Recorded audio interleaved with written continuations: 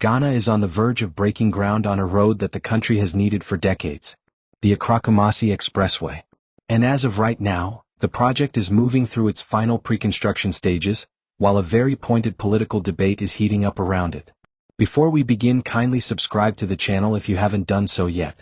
The Parliamentary Minority has issued a direct challenge to the government, demanding full transparency on the project's total cost before a single shovel hits the ground. Led by Kennedy Osei Nyarko, the minority's position is straightforward. No official consolidated price tag has been disclosed to the public. They want to know exactly how much this road will cost in total, how communities sitting along the new alignment will be compensated, and what the plan is for maintaining the existing Accra-Kumasi highway while the new expressway is under construction. These are not small concerns. They are the questions that, if left unanswered, have historically caused Ghana's biggest infrastructure projects to stall or collapse midway. The government, for its part, has pushed back firmly.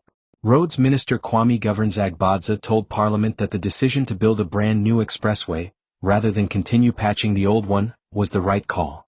The dualization project that came before this had already become a financial disaster. Contracts originally valued at around 1.9 billion Ghana cedis had ballooned to close to 3.7 billion due to poor contract structuring, scope changes, and unpaid contractor certificates. By the time of the 2024 elections, the contractors had walked completely off-site. The minister's argument: you do not keep pouring money into a broken framework. You start fresh and do it right. There was also a notable voice from the opposition's own side during the parliamentary debate. The Member of Parliament for Ofosai Arabi, Kojo Apong Nkrumah, raised a practical warning.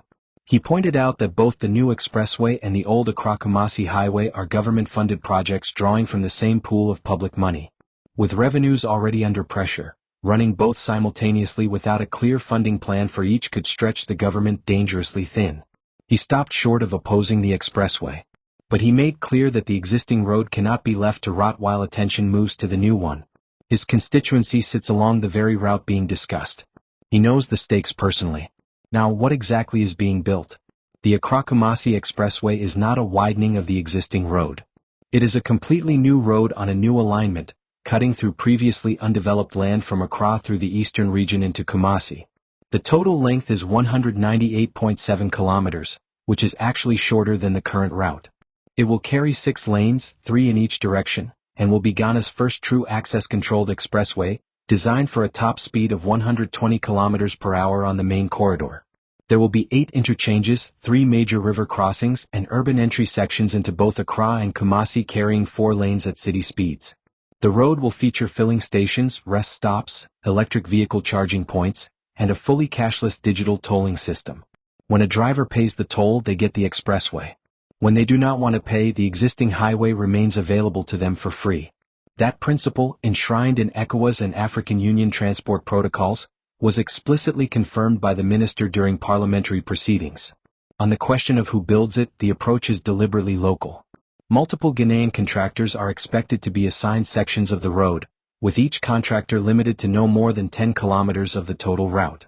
The intention is to spread the economic benefit widely, build local civil engineering capacity, and avoid the single contractor dependency that has crippled previous projects. The institutional structure behind the project is also now firmly in place. Parliament approved the concession agreement on December 18, 2025. Under that agreement, the Ministry of Roads and Highways acts as the contracting authority, and Accra-Kumasi Expressway Limited, a special-purpose vehicle set up by the Ghana Infrastructure Investment Fund, is the named concessionaire. The SPV's board includes representation from the Ministry of Roads and Highways, the Ministry of Finance, and the Attorney General's Department, making it a fully state-backed entity.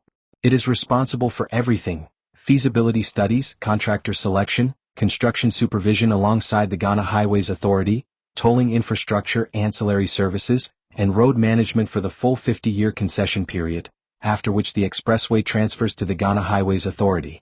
Funding has been confirmed at 2 levels. The 2026 national budget has ring-fenced 30 billion Ghana cedis for the project. An additional 13.8 billion cedis from the Big Push infrastructure program, approved in 2025, has already been drawn down and directed to support the expressway. The government has also confirmed that the government has already paid 6 billion Ghana cedis to contractors on existing road projects inherited from the previous administration, signaling that this is not an administration that abandons its road commitments.